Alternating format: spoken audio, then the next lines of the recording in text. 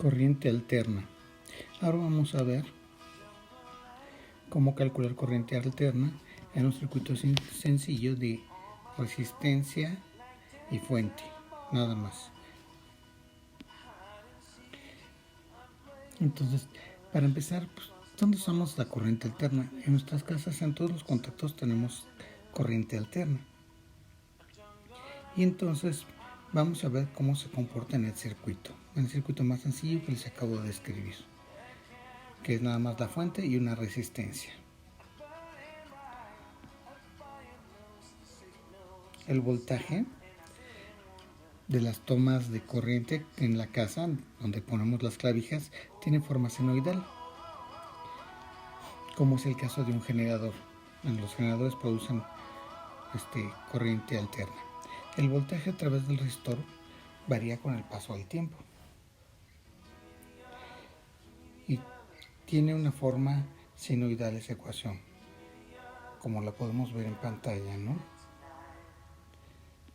Esa ecuación, que es B0 seno de omega t igual a B0 seno de 2pi RT, esta expresión es la misma, nada más que una está escrita con base a la frecuencia angular, que es omega, y otra está escrita con respecto a la frecuencia, que es F. Y entonces, omega es la frecuencia angular. ¿Qué unidades tiene esta frecuencia angular? Son radianes sobre segundo. Mientras que la frecuencia está en hertz, o sea, 1 sobre segundo. Y se relacionan una con otra porque la frecuencia angular es igual a 2pi por F. Entonces, el voltaje, en función del tiempo que está cambiando, que está oscilando entre más b subíndice 0 y menos b subíndice 0, mientras que 2pi por f por t solo toma valores entre menos 1 y más 1, mientras que b subíndice 0 se le conoce como voltaje máximo o voltaje pico de la ecuación que tenemos acá arriba. Entonces, esta ecuación es del voltaje con respecto al tiempo. Entonces ya no tenemos un voltaje constante. Si ustedes toman esta ecuación, la meten en una calculadora graficadora, les va a dar una función como las de Mar, que sube y baja.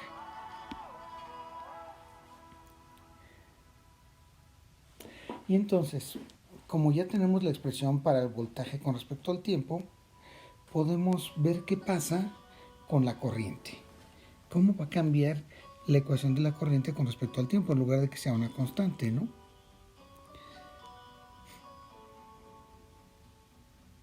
Y entonces vamos a ver cómo se deduce esa ecuación para la corriente a partir de la ecuación de B.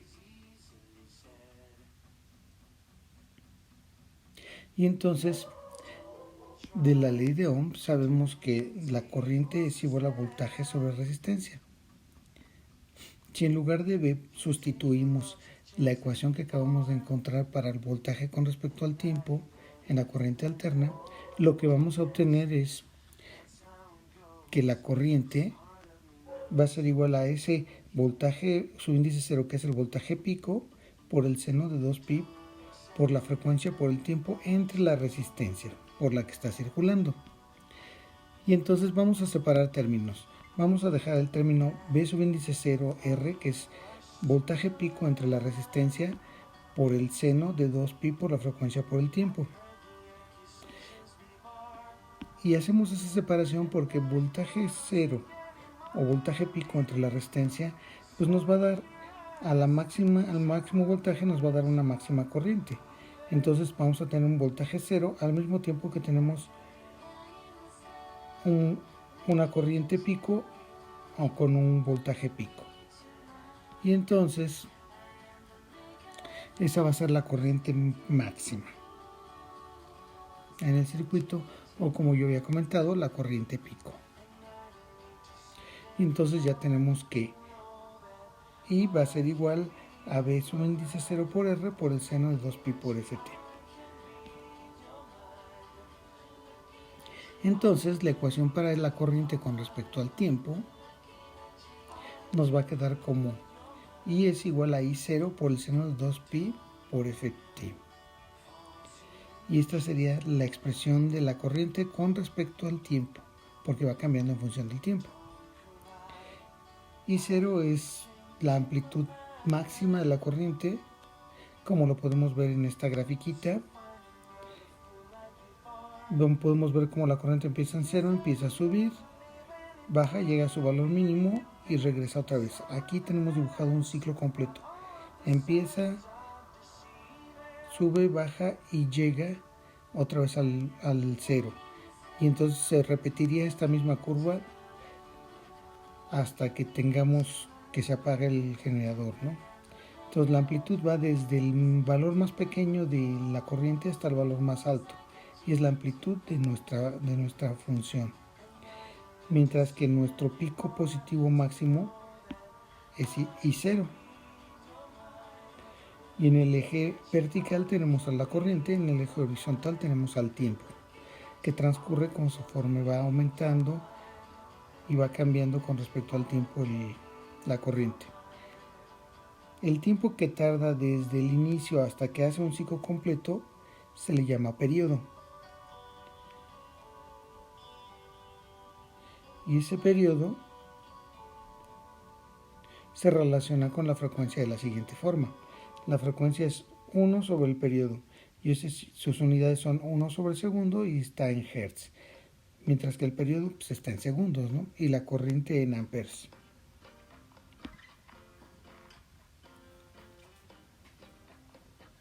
Entonces ahora podemos deducir una ecuación para la potencia en un circuito de esta índole, un circuito de corriente alterna.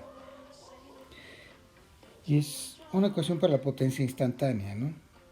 Recordemos que la potencia es igual a intensidad al cuadrado por la resistencia o intensidad, y esto lo podemos cambiar. La intensidad, ponemos la ecuación para la intensidad instantánea, que es intensidad pico al cuadrado por la resistencia, por el seno de 2pi, por la frecuencia, por el tiempo, todo eso al cuadrado. Y entonces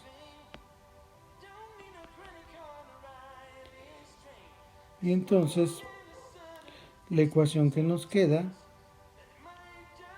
ya sería que la potencia es igual a la corriente pico al cuadrado por R por el seno cuadrado de 2pi, frecuencia por el tiempo. Y entonces, si usamos la identidad trigonométrica que dice que el seno cuadrado de teta es igual a 1/2 de 1 menos coseno de 2 teta, y además el valor promedio del coseno de 2 teta en una expresión, en una gráfica como la que vimos, a la hora que calculamos el promedio de la función coseno, pues como se anula la parte de arriba con la de abajo, nos da 0.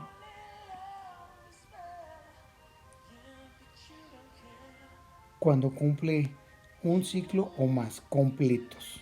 Entonces, el coseno de 2 teta es igual a 0, y esto nos hace que obtengamos que el seno cuadrado de teta, que es igual a 1/2 de 1 menos coseno de 2 teta, pero coseno de 2 teta es 0. Entonces volvemos a reescribir, nos queda seno cuadrado de teta es igual a 1/2 de 1 menos 0. Recordemos que el coseno de 2 teta es 0. Y eso nos queda como 1/2 por 1. Y 1/2 por 1 es 1. Entonces, en este caso,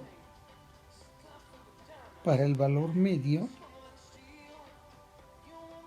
tendríamos que el seno cuadrado de teta es igual a 1/2.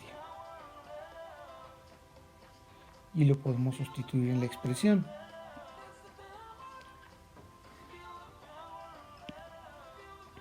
Entonces la potencia promedio, nótese, ya no va a quedar con función del tiempo y es una potencia promedio. Sería potencia es igual a I cuadrada por R. Y como es I cuadrada por R, esto es I cuadrada, es 1/2 de I cuadrada 0 por R. Recordemos que es el promedio, ¿no? Es 1/2 por I 0 al cuadrado, que es I pico, ¿no? La corriente pico. Y entonces la potencia, pues ya nos queda como 1/2 de la corriente pico por la resistencia. Y entonces la corriente para la potencia para corriente alterna se calcula de la misma forma que para la corriente directa, o sea, P es igual a I cuadrada por R, y es válida siempre. Y entonces el valor eficaz de la corriente, que es IRMS, lo podemos calcular como raíz cuadrada de 1/2 por I0, y esto va a ser igual a I0 entre raíz de 2, que esto va a ser raíz de 2 entre 2 por I0. Y entonces la corriente eficaz o corriente RMS es igual a 1 sobre raíz de 2 por I pico, o IRMS es igual a 0.707 por I pico. También a IRMS también se le conoce como corriente efectiva.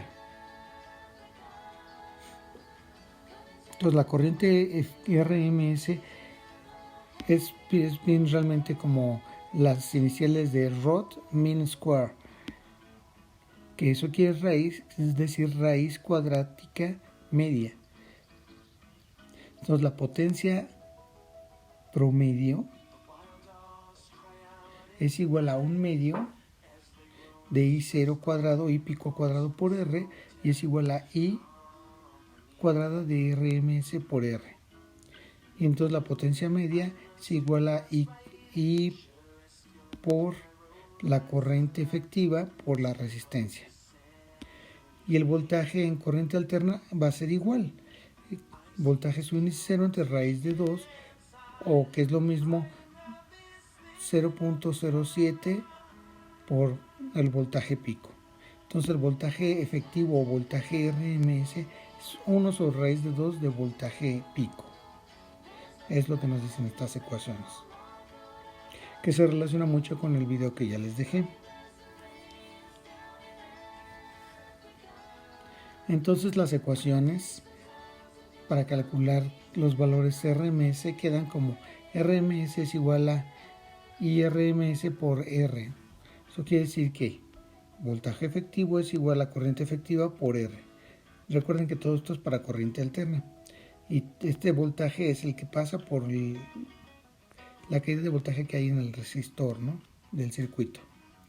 Y entonces tendríamos que la corriente cuadrática efectiva, la corriente al cuadrado efectiva es igual, por la resistencia es igual a la corriente efectiva por el voltaje efectivo. Y eso nos da la potencia media del circuito. También lo podemos calcular como voltaje efectivo o voltaje RMS al cuadrado entre la resistencia. Y entonces la potencia, ese es para la potencia en corriente alterna. Y recordemos que el voltaje pico también lo podemos calcular como la raíz cuadrada del voltaje eficaz o voltaje RMS. Lo que faltaría ya nada más sería empezar a resolver problemas, pero ese ya es otro video.